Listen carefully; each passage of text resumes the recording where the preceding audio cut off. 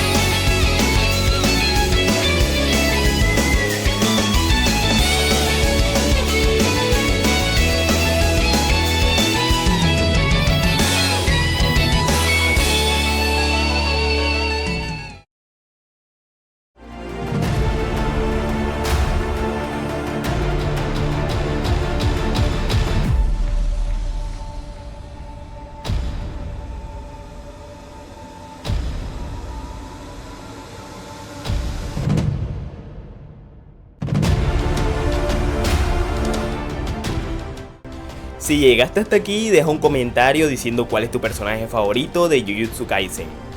Y también puedes ir a ver los demás videos relacionados a Jujutsu Kaisen que están en la lista de reproducción.